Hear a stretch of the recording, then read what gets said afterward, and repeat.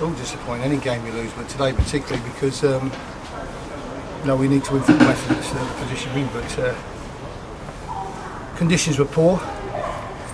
We got the first goal and then we had schoolboy errors in the two corners before him, which was warnings where we wanted alive to what was happening in the short corners. Then we get caught with a silly free kick, which is a short free kick, which is an early free kick. So, we come in at half time, still 1-1.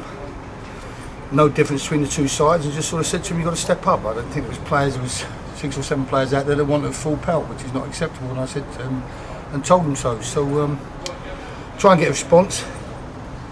Then they got the second goal, and then really the third goal we're throwing caution to the wind a little bit to try and get back in it, and then the third one come out just to flick on. But the boy McGinty, who missed the header, was fantastic today. Probably the best player on the pitch. So you're entitled to a mistake. Unfortunately, when it costs a goal, it's obvious to people. It's like when a striker misses a goal, they're mistakes that are very obvious. Keeper drops it through his legs like the other day for Man United, they're obvious ones. Some mistakes on the football field go unnoticed. But I thought McGinty was a different class, so I'll give the kid that little slip. I suppose the game might have been very different, Andy, if Chesterfield had had their keeper sent off in the lead up to the Cobblers' goal. He was guilty of a foul on Hope, which led to the Cobblers' penalty, and you might have imagined the referee would have given a red card for that. He didn't do anything, he let him play on. I mean, what are your thoughts on that? Because obviously it's too late now, it's happened, but that could have been a turning point, couldn't it? Well, this is where you, if buts and maybes, yeah. We've been there a million times in football, I've had a lot of years at it, but without doubt I asked him, and he said it wasn't an incident. He said the boy had taken the ball away from the goal and it wasn't he didn't think it was a foul as such. He said, well, why ever give a penalty if you want to foul then, so, and then you're not allowed to talk to him, you have to give him half hour rest and thinking time and everything, so you can't win.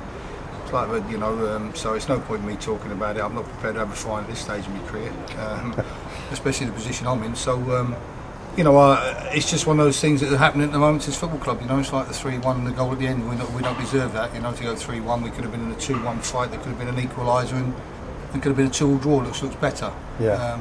But they're happening when you're down there. They happen.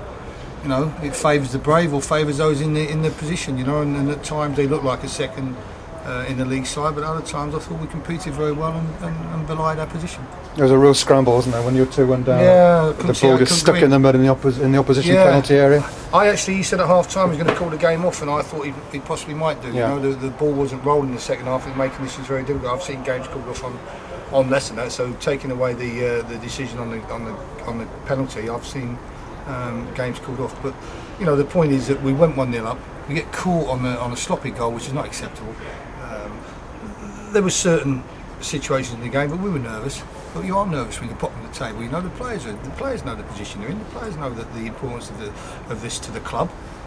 So sometimes it unfolds onto the pitch, unfortunately. And you try and tell them not to do it. You try and relax them. You try and give them your belief. You try and give them belief in themselves that you also have. And as I say, there was still something there that I said to him. I was annoyed, and there was individuals could have given more. And I tend to be totally honest in the dressing room. I don't tend to back off.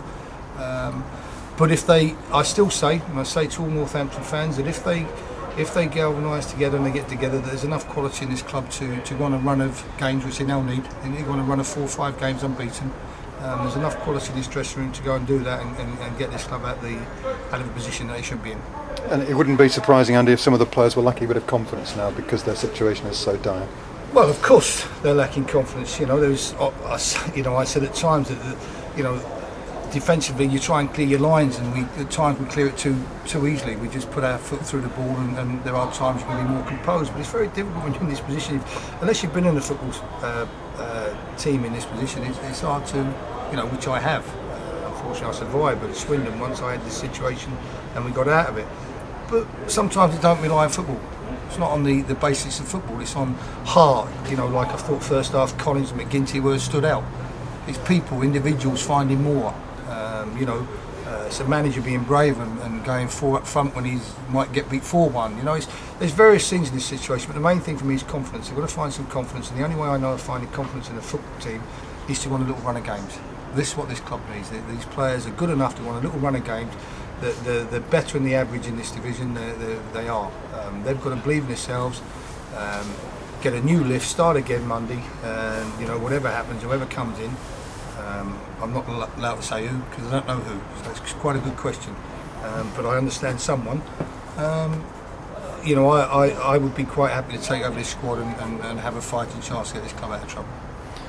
I know we can't say too much about the future, Andy, obviously, because it's all still to be decided and announced. But if you were the new manager coming in here and you were starting next week, what would be your advice to that person, whoever it might be, to try and turn this around for the Cobblers? What would be the things you'd do? With a bit of money in your pocket, Andy. I wouldn't give advice. I've just been beat 3-1 at home as a manager, so why would I give other people advice? It's not actually a good recommendation from someone who's just been beat. It's like telling. It's like when you've had 5 wives and been divorced 5 times, giving a marriage guidance lecture. Come on. So I'm not prepared to give anyone advice. I've had my go. I've enjoyed it. I've loved it. I think it's a very, very good football club. I think there's enough in the dressing room with whatever his decisions are to change this round, and all my best wishes and all my hopes for 2014. That's where we are, aren't we? I have lost track of time. Are that Northampton survive? That's the best wish I could give for this year, and that's the way I feel. This is a good football club, so I'm giving no advice. I don't give advice. You know, it's like giving predictions. You know, I've always got a saying that go to the end of Blackpool Pier if you can give predictions out of advice, then you can make money.